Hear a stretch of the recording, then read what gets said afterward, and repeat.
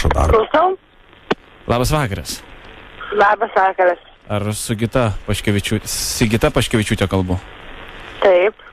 Rimas Tulaitis iš Vilniaus technologijų ir dizaino kolegijos. Klausyk, baigėsi mūsų posėdis jau su dekanė, tai aš norėčiau dabar tiesiog su tavim pakalbėti. Ar turi laiko? Trumpai. Na, kažin ar trumpai. Sigita, kaip tu pati vertini, prasme, tos pateiktus kaltinimus? Ir kaip tu pati nupieštum tą situaciją, nes, žinok, nekokios žinios, prasme, iš posėdžio ir aš norėčiau, kad tu rytoj tiesiog iš ryto ateitum pas mus dar sykį pasikalbėti ir pasirašyti dokumentus. Nes, na, tokia veikla, kokia kaltina tave, tai yra, na, tiesiog... O man tai įdomu, kas kaltina. Na, kas kaltina, mes negalim pasakyti, bet mes ilgai čia posėdį susitęsė ir buvo visokiausių nuomonių, žinai, bet galų gale prie jo išvados, kad vis tik tokia studentė, kokią, na, nupiešė mūsų liudininkai, neturėtų būti mūsų kolegijoje. Tai rytoj nuo pat 8 ryto būtų gerai, kad tu ateitum ir pasirašytum dokumentus, kad tu išeini iš universiteto.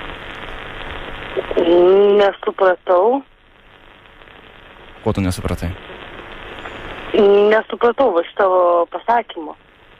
Tai lietuvių kalbos gal nemokė ar kas? Sigita, žinai, kuo tave kaltina?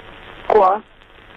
Ar tu kaip iš medžių iškritus ir dabar apsimesi, kad nieko aš nedariau, viskas čia yra išmislas ir mane kaltina nebūtais dalykais? Žinok, taip niekas nedaro. Ir aš vienas iš tų žmonių, kuris buvo už, kad tu eitum velniop iš universiteto.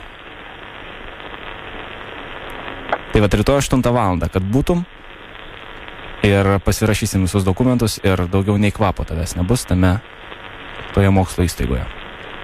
Aiškiai pasakiau.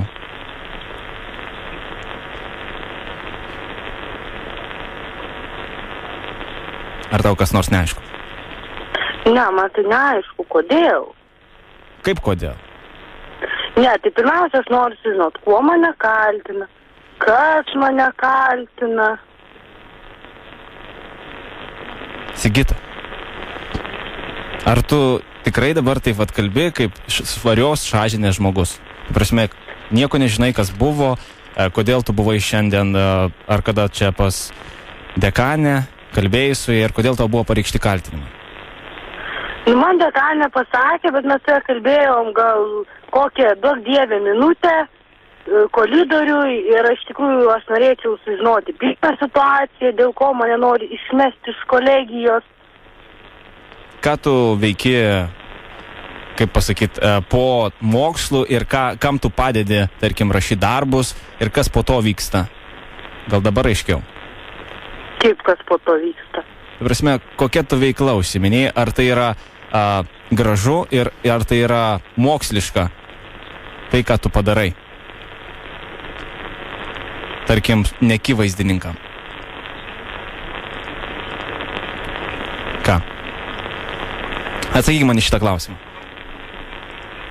O tai gerai, o ką aš padarau? Tai tu man atsakyk.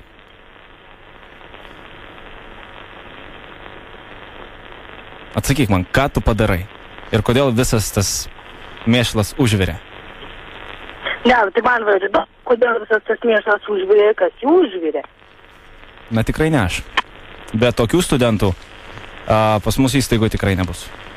Ir tai, sakau, tai rytoj bus aišku viskas. Gerai, aš ateisiu pas dekanę ir Maskvoje labai ramiai pasikalbėsiu. Ir Sigita, dar vienas dalykas. Prašau išklausyti. Zip FM. Labukas, tave trukdo radio statys Zip FM iš Vilniaus ir mes tai dabar tiesioginį metrį. Kaip laikaisi? Gerai. Mes čia, žinok, biški pamaustam tave. Taip, čia, žinok, buvo tiesiog... Jokios teisybės čia nėra, tiesiog atsiuntė mums laišką vienas vyrukas. Sako, sveiki vyrukai, reikia išdurti vieną tokią mergaitę. Tai mes ir pasistengiam, kad tu šiek tiek nustebtum ir nesuprastum, aš tai nustebai lengvai, ne? Kas čia darosi dabar? Nustebai? Nu taip, truputėlį. Tai dabar gali Sigita atsipalaiduoti, išgerti studentiško alaus ir ramiai miegoti, ramia sąžinė. Viskas iš tikrųjų ne taip blogai, kaip atrodo. Yeah, baby. Nu tai gerai, jau tiek. Gerai, iki mergaitė. Ate. Iki. Ate. Oi, aš žinok, nelabai buvau susipažinęs, dėl ko jie ten kaltina, tai kažką nelabai. Bet, man atrodo, rimta buvo. Rimta. Viskas gerai.